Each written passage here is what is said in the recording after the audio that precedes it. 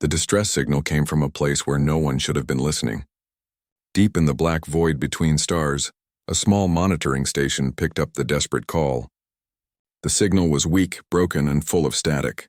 But the words that came through made everyone stop what they were doing. "We are dying," the voice said. It was strange, musical, like someone singing while they cried. "Our children sing their last songs. If anyone hears this." We thought no one would come. Commander Jiho Park stood in the control room of Earth's Deep Space Station 7. He was a tall man with tired eyes and gray hair. He had been watching the stars for 20 years looking for signs of other life. This was the first time anyone had answered back. "Play it again," Jiho said to the young officer at the controls. The message played once more. This time they could hear more details.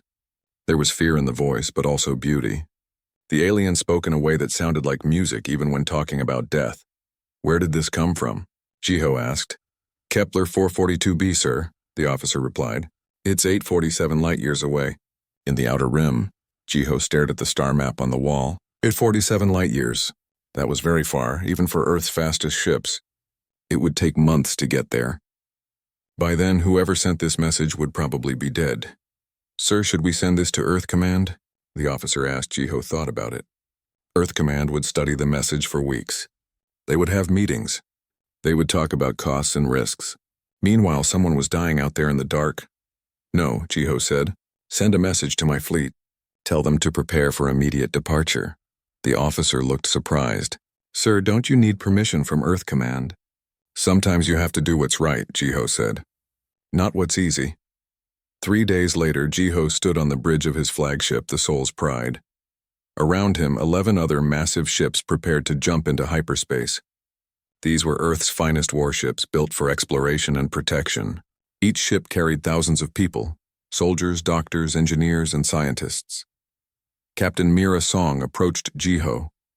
She was younger than him, with sharp eyes and a quick mind. She had served with him for 10 years and knew when he was worried. "Admiral," she said, "the fleet is ready. But I have to ask, are you sure about this? We don't know what's waiting for us out there." Jiho looked at the star map one more time. Somewhere in that darkness, people were dying. They had called for help, not knowing if anyone would hear them. They probably thought they were alone in the universe.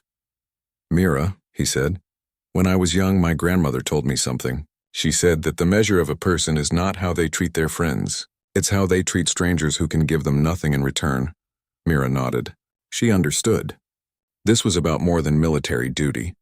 This was about what it meant to be human. "All ships report ready." "Sir?" came a voice from the communications station. "Begin jump sequence," Jiho ordered. The ships of Earth's fleet disappeared into hyperspace, carrying 50,000 people toward a world they had never seen. They were going to help aliens they had never met. They didn't know if they would be welcomed or attacked. They didn't know if they would ever come home. But they knew someone needed help, and that was enough. Dr. Hyun Kim sat in his small office aboard the Soul's Pride, studying the alien message. He was Earth's best expert on alien languages and cultures. For years, he had dreamed of first contact with another species. Now that dream was coming true, but under terrible circumstances. The message played over and over. Dr. Kim could hear the sadness in the alien's voice, but also something else, hope. Even facing death, these beings still hoped someone might hear them. "Computer. Analyze vocal patterns," Dr. Kim said. "Analysis complete," the computer replied. "The language appears to use harmonic frequencies to convey meaning. Similar to music, but more complex." Dr. Kim smiled sadly. These aliens spoke in music. How beautiful that must be, he thought. And how terrible it would be if their song stopped forever. Meanwhile, in the fighter bay, Lieutenant Suna Cho checked her ship for the 100th time. She was the leader of Eagle Squadron, 20 of Earth's best pilots. They had trained for combat against human enemies. Now they might face something completely unknown. "Hey, Lieutenant," called out her wingman, pilot Dongyan Zhang. "You nervous about meeting aliens?" Suna looked up from her fighter's engine. "I'm nervous about being too late to help them." Engineer Junho Yoon worked in the ship's main reactor room. He was responsible for keeping the Soul's Pride running during their long journey. As he checked the power systems, he thought about the aliens' message. What kind of technology did they have? What kind of problems were they facing? "Mr. Yoon," called his assistant, "all systems are running perfectly. We'll have full power when we arrive. Good, Junho said. We might need every bit of it. Captain Daewon Lee commanded the assault carrier Busan Thunder. His ship carried most of the fleet's ground forces. If they needed to land on the alien world, his Marines would go first. Colonel Minji Kang, who led those Marines, was already preparing her troops. Colonel, Daewon said over the comm, what do you think we'll find when we get there? I don't know, sir, Minji replied. But whatever it is, we'll handle it. That's what we do. The fleet traveled through hyperspace for 3 months. During that time, Dr. Kim worked day and night to understand the alien language. He discovered that these beings, who called themselves the Villani, used sound and music for everything. Their entire culture was built around harmony. They're peaceful, Dr. Kim reported to Admiral Park. From what I can understand, they've never fought a war. They solve problems by finding harmony, by working together. Then what's killing them? Shiho asked. I'm not sure, Dr. Kim admitted. The message mentioned something rising from below, something old and hungry. As they got closer to their destination, the crew began to feel nervous excitement. They were about to make history. Humans would meet their first alien species, but they were also flying into unknown danger. Admiral, Captain Song reported. We're approaching the edge of the Kepler system, ready to drop out of hyperspace. Jiho took a deep breath. Whatever they found out there was no turning back now. All ships prepare for normal space, he commanded. Let's go help some strangers. The Earth fleet dropped out of hyperspace and saw horror. Kepler 442b hung in space like a wounded animal. The planet that should have been blue and green was covered in moving shadows. Massive creatures crawled across its surface, each one the size of a city block. They moved like insects but looked like machines made of bone and metal. Dear God, Captain Mirasong whispered as she stared at the main screen. Admiral Jiho Park stood silent for a moment. He had seen war before, but nothing like this. The creatures, there had to be millions of them, swarmed over the planet like a living carpet of death. Communications. Try to contact the aliens, Jiho ordered. Sir, I'm getting no response from the surface, the communications officer reported. But I'm detecting life signs deep underground. Dr. Hyun Kim hurried to his station. For months he had been learning the Villani language. Now he would finally get to use it. Try this frequency, he said, adjusting the controls. The Villani use harmonic patterns to communicate. A sound came through the speakers. It was beautiful and sad, like a funeral song. Dr. Kim worked quickly to translate the alien words. They're still alive, he said with relief, but barely. They're hiding in underground crystal caves. Their population has dropped from 200,000 to less than 50,000. Can you establish two-way communication? Jiho asked. Dr. Kim nodded and began to sing. It felt strange, but the Villani language was musical. He had to match their harmonic patterns to be understood. The response came immediately. The alien voice was filled with shock and disbelief. Dr. Kim, what are they saying? Jiho asked. They can't believe we're here. Dr. Kim said, his voice shaking with emotion. They said they sent their message into the void, never expecting anyone to answer. They thought they would die alone. The main screen flickered and suddenly they could see the alien who was speaking to them. It was tall and thin, made of what looked like living crystal. Its body glowed with soft blue light, and when it spoke, the light pulsed in rhythm with its words. I am Veltar, the alien said through Dr. Kim's translation, leader of what remains of my people. You came so far for us, but we have nothing to offer you. We are dying. Admiral Park stepped forward. Tell them we didn't come here for payment. We came because they asked for help. Dr. Kim translated the message into the musical language of the Villani. The alien leader's crystal body flashed brighter with surprise. You traveled through the void of space, just to help strangers? Veltar asked. Yes, Jiho replied simply. For a moment, the alien was silent. Then its voice came through, filled with something that sounded like tears. In all our history, Veltar said, we never imagined such kindness could exist. Captain Daewon Lee, commanding the assault carrier Busan Thunder, moved his ship closer to the planet. His sensors were scanning the creatures on the surface. Admiral, he reported, these things aren't natural. They're some kind of biomechanical organisms. Part living tissue, part machine. Lieutenant Suna Cho prepared her fighter squadron for launch. Through her cockpit window, she could see the creatures moving across the planet's surface. Some of them were flying, heading up toward the human fleet. Eagle Squadron, prepare for combat, she ordered her pilots. Looks like we've got company coming.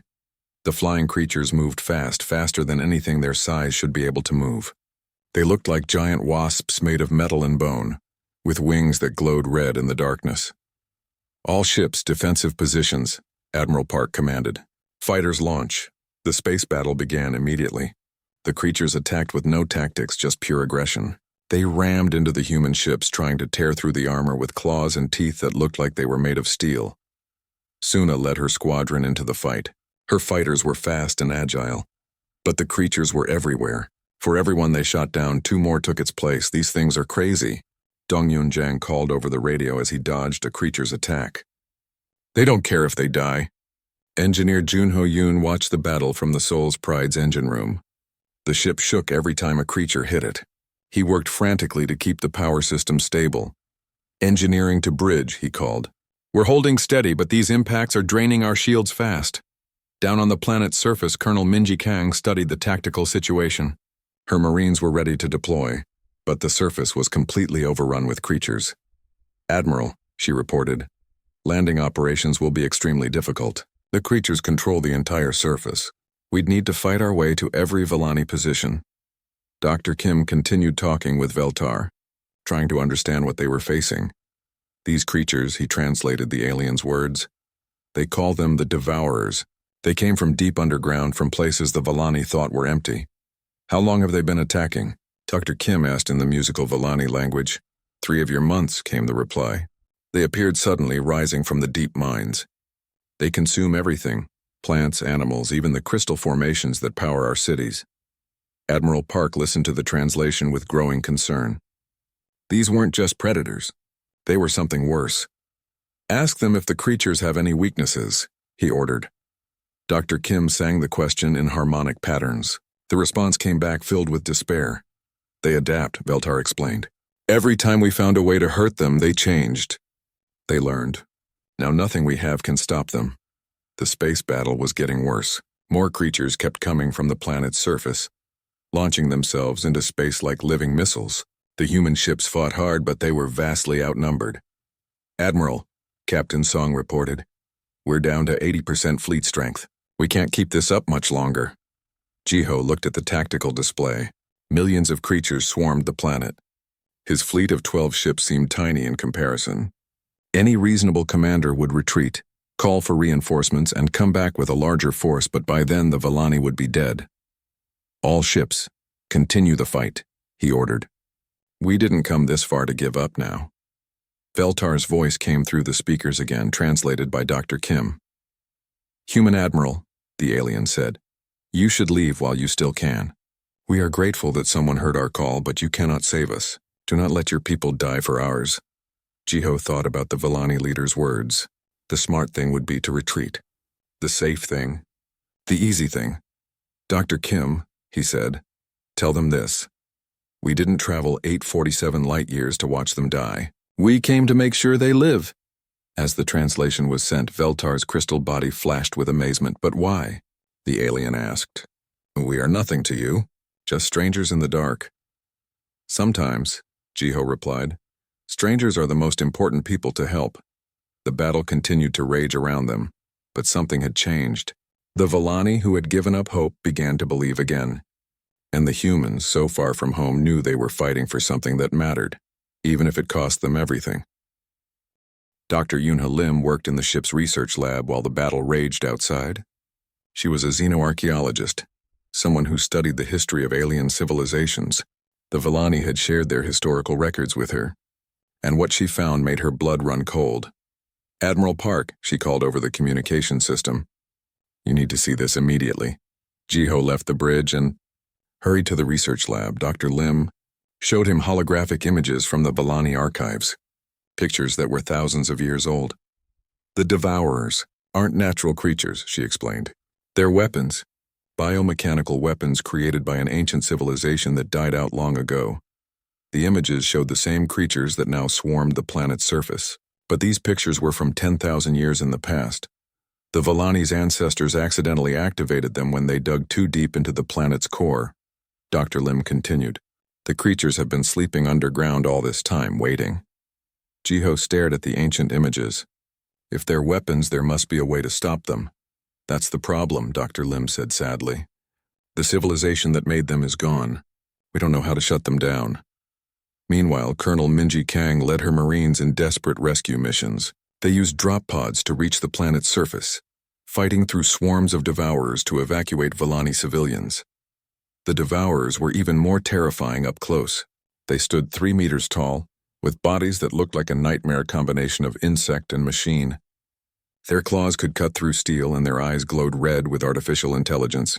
"Squad 2, fall back," Minji shouted as her Marines retreated with a group of Vellani children. The crystal beings were beautiful even in their terror. They sang softly as the Marines carried them to safety, their voices creating harmonies that somehow made the soldiers feel braver. But for every Vellani they saved, 10 more were lost to the creatures.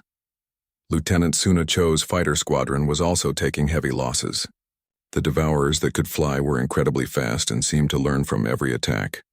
What worked once never worked again. Eagle 7 is down. Dongyun Jiang called over the radio as another fighter was destroyed.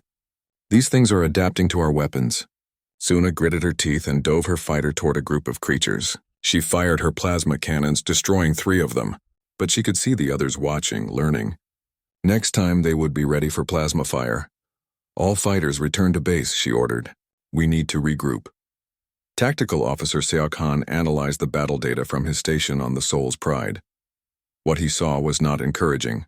"Admiral," he reported, "we're facing approximately 3.2 million devourers. They're adapting to our weapons faster than we can develop new tactics. At current loss rates, we'll lose fleet combat effectiveness in 18 hours. Jiho nodded grimly. 18 hours. After that, his ships would be too damaged to continue fighting. In the underground crystal caves, Zafara, the Vellani historian, shared more disturbing news with Dr. Kim. The ancient records told of other worlds that had faced the devourers. None survived, she sang in her musical language. The weapons consume everything and then move to other worlds. That is their purpose. Dr. Kim translated this for Admiral Park. "Sir, according to Vellani records, these creatures are designed to strip entire planets of life. Then they go dormant until they detect life on nearby worlds." "How many worlds have they destroyed?" Jiho asked. The answer came back through Dr. Kim's translation. "Hundreds, maybe thousands." The weight of this knowledge settled on everyone. They weren't just fighting for the Vellani. If the devourers finished here, they would eventually spread to other worlds. Maybe even Earth engineer Jun Ho-yoon made a discovery in the lower levels of the Soul's Pride. While studying the Vellani crystal samples they had brought aboard, he noticed something unusual. "The crystals respond to energy," he told Admiral Park.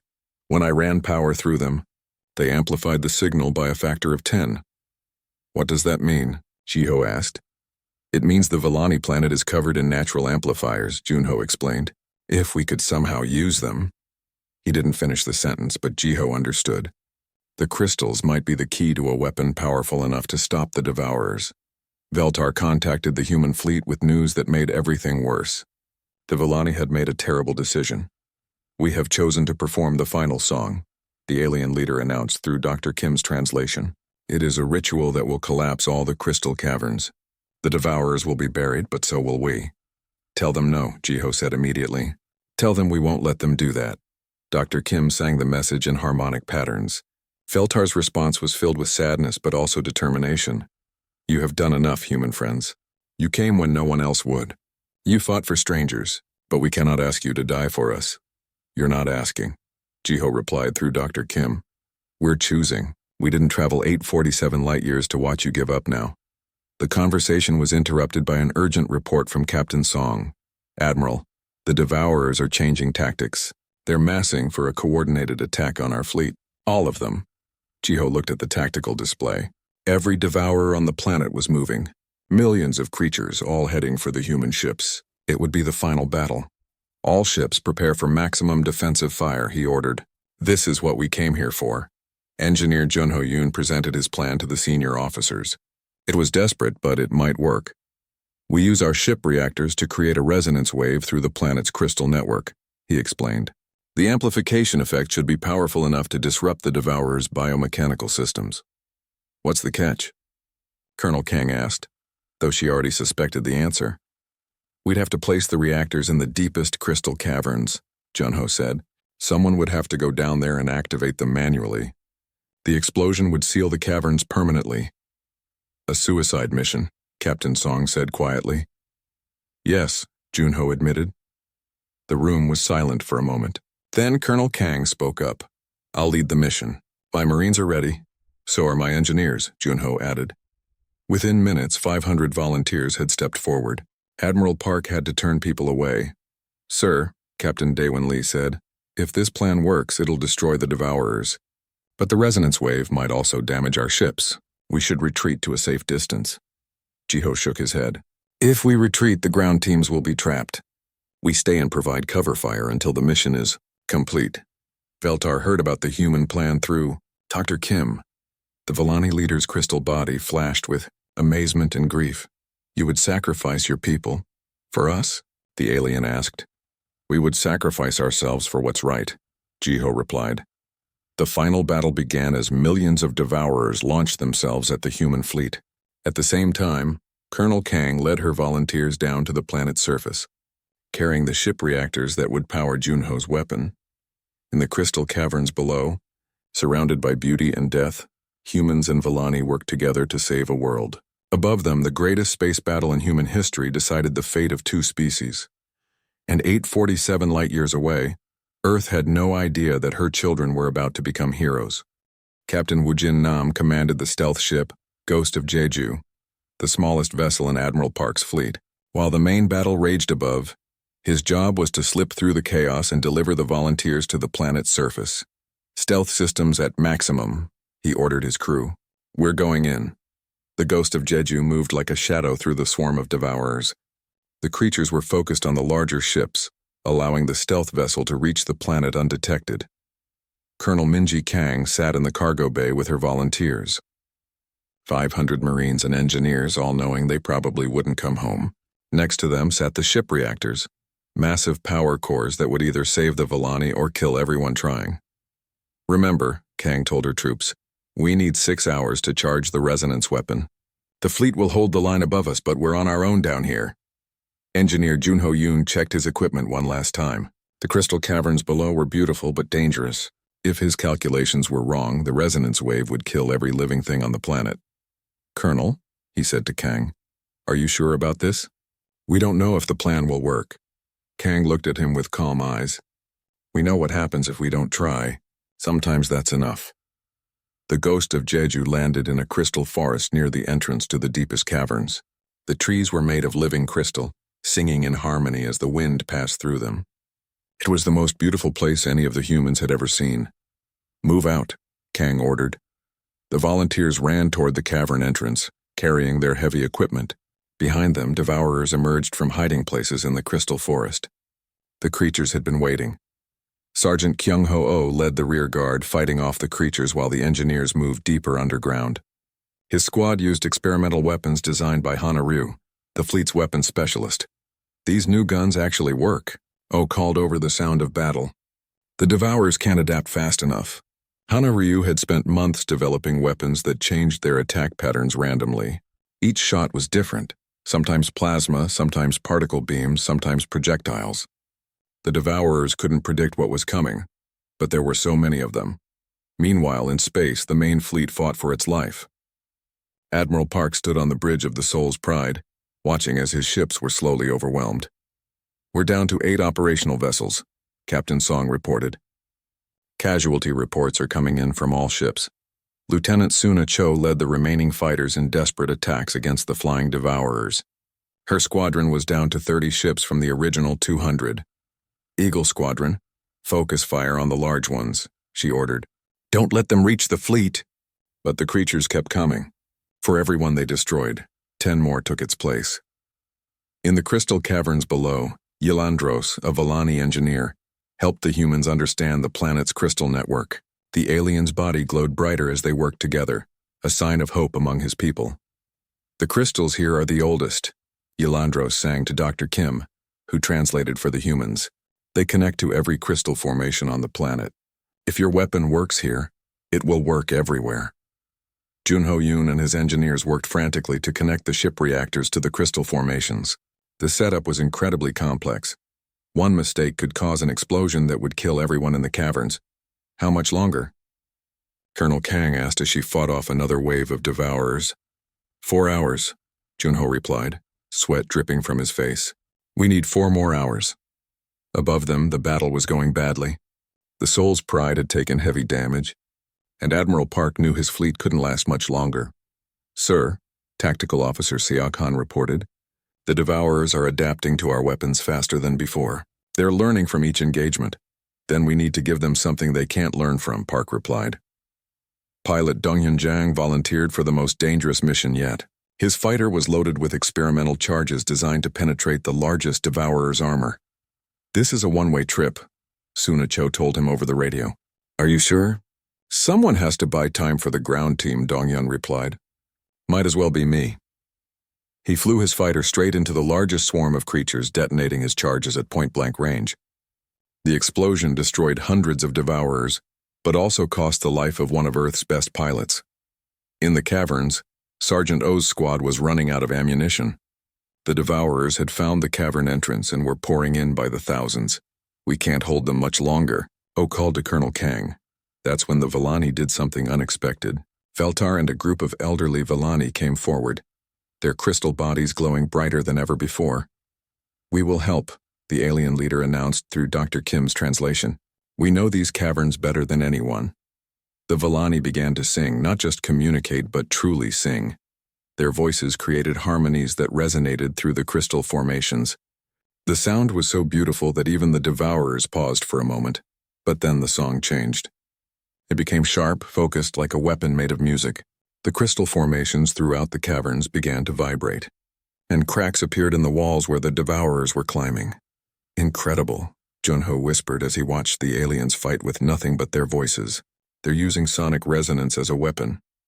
The Villani song gave the humans the time they needed.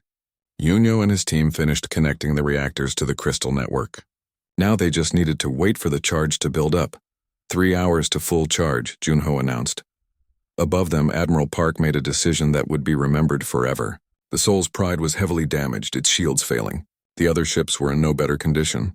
Captain Song, he said, I want you to take command of the fleet. Sir? Song looked confused. I'm going to use the Soul's Pride as a weapon, Park explained. Ram it into the largest concentration of Devourers. The explosion should buy the ground team more time. Admiral, no, Song protested. There has to be another way. Park looked at his young captain with sad eyes. Sometimes the captain has to go down with the ship. That's what makes us human.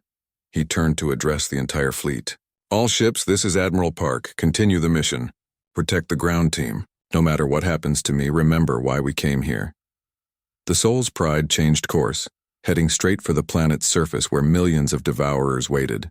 Park stood alone on the bridge, thinking about his grandmother's words about helping strangers. This is for all the people who called for help in the dark, he said to himself. This is our answer. In the crystal caverns, Yelandros and the other Villani sang their ancient songs while humans fought and died to protect them. Two species, so different from each other, working together against an enemy that threatened them both. 2 hours to full charge, Junho announced, his voice hoarse from shouting over the battle.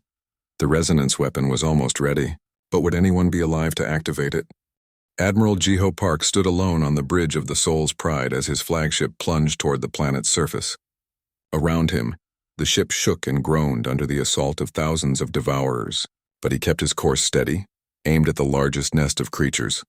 All crew to escape pods, he ordered over the ship's communication system. This is your Admiral's final command. Most of the crew obeyed, but some stayed at their posts. They couldn't abandon their Admiral even at the end. Sir, called Engineer Taiho from the reactor room, I'm staying to make sure the explosion is as big as possible. So am I, added Gunner Minsu from the weapons bay. Park felt proud and sad at the same time. These were Earth's finest people, and they were about to die 847 light-years from home. Captain Mirasong watched from the bridge of the Busan Thunder as the Soul's Pride grew smaller on her screen. She was now in command of what remained of the fleet. 8 damaged ships and 15,000 survivors out of the original 50,000. All ships, defensive positions around the planet, she ordered. We protect the ground team no matter what. The soul's pride crashed into the devourer nest like a falling star. The explosion lit up the entire planet, destroying millions of creatures in a single blast. But millions more remained. Park's final transmission came through the static. Tell Earth that we kept our word. No one fights alone. In the crystal caverns below, Colonel Kang felt the ground shake from the Admiral's sacrifice. She looked at her remaining troops, barely 200 out of the original 500. The Admiral bought us time, she told them. Let's not waste it. Sergeant Kyung-ho-oh and his squad held the cavern entrance against wave after wave of devourers. The creatures climbed over the bodies of their own dead, never stopping, never retreating. I'm out of ammo, called Private Jiwan as her weapon clicked empty. Switch to close combat, Oh ordered, drawing his plasma blade. Make every strike count. The battle in the caverns became desperate and brutal. Humans fought with knives and bare hands when their weapons failed. The Villani sang their war songs, using their voices to crack the crystal walls and bring them down on the creatures. Engineer Junho Yoon worked frantically at the resonance weapon controls. The device was at 80% charge, but the devourers were breaking through the last defenses. How much longer? Kang shouted over the sound of battle. 20 minutes, Yunyo replied. I need 20 more minutes. Above them, Flight Leader Suna Cho made a decision that would save them all. She had 30 fighters left out of her original 200. Not enough to win the battle, but maybe enough to buy time. All pilots, this is Eagle Leader, she said over the radio. We're going to ram the flying devourers. Full speed, no weapons. Just ram them. Ma'am, Dong Yunjang's replacement pilot Taeyong protested. That's suicide. Yes, it is, Suna replied calmly. But it's also necessary. The 30 fighters dove toward the swarm of flying creatures. They crashed into the devourers at full speed, sacrificing themselves to protect the people below. Each impact destroyed dozens of creatures, clearing the sky for a few precious minutes. Suna's fighter was the last to impact. As she flew toward her target, she thought about her family on Earth. They would never know how she died, but they would know she died trying to help someone. In the caverns, something beautiful and terrible happened. Master Veltar, the Villani leader, gathered 10,000 of his people around the resonance weapon. We will sing the final harmony, he announced to Dr. Kim. Our life energy will power your weapon. No, Dr. Kim protested as he translated. There has to be another way. This is our choice, Veltar replied. Your people die for us. We die for you. This is what friendship means. The 10,000 Villani began to sing. It was the most beautiful sound any human had ever heard, a chorus of crystal voices creating perfect harmony. But as they sang, their bodies began to fade, their life energy flowing into the crystal formations around them. The weapon charge is increasing rapidly, Junho reported, tears streaming down his face. They're giving us their lives. The devourers, attracted by the singing, poured into the main cavern by the thousands. Colonel Kang and her remaining troops formed a circle around the Villani and the resonance weapon. Nobody gets through, she ordered. Whatever it costs, Sergeant O and his squad fought like heroes from the old stories. When their weapons failed, they used their fists. When they were wounded, they kept fighting. When they fell, others took their place. The resonance weapon reached 95% charge as the last of the 10,000 Villani faded away. Master Veltar was the final voice, singing alone as his crystal body became transparent. Tell your people, he said to Dr. Kim with his dying breath, that we are grateful. You showed us that friendship can cross the void between stars. Above the planet, Captain Song watched her remaining ships get torn apart by the endless swarm of devourers. The Ghost of Jeju was destroyed trying to evacuate wounded Marines. The Busan Thunder lost its engines and was drifting helplessly. All ships damage report, she called. The answers came back one by one. Every ship was critically damaged. They had maybe an hour of fight left in them. Captain, her communications officer reported, I'm getting a transmission from the surface. The weapon is almost ready. In the caverns, Engineer Junho Yoon's hands shook as he made the final adjustments to the resonance weapon. It was at 99% charge, powered by the sacrifice of 10,000 Villani and protected by the blood of human heroes. 1 minute to full charge, he announced. Colonel Kang looked around at her remaining troops. Sergeant O was badly wounded but still fighting. Private Jiwan had picked up a fallen devourer's claw and was using it as a weapon. Dr. Kim was helping wounded Villani, still translating even in the middle of battle. These were Earth's children, and they were about to save an entire species. 30 seconds, Junho called out. The Devourers seemed to sense something was wrong. They attacked with even more fury, throwing themselves at the human defenders with desperate hunger. 10 seconds, Junho said. Kang looked at the faces of her troops, human and Villani alike. They had all paid a terrible price to get to this moment. Weapon charged and ready, Junho announced. Fire, Kang ordered. Junho activated the resonance weapon. The crystal caverns filled with harmonic energy, amplified by the Villani's life force and powered by human determination. The waves spread outward through every crystal formation on the planet, moving faster than sound, faster than thought. Every devourer on the planet stopped moving at exactly the same moment. Their biomechanical systems, unable to handle the harmonic disruption, simply shut down. In seconds, millions of creatures that had terrorized an entire world fell silent forever. In space, Captain Song watched the flying devourers suddenly stop attacking. They hung motionless for a moment, then began falling toward the planet like rain. All devourers have ceased function, her sensor officer reported with amazement. They're all dead. The battle was over. But the cost had been terrible.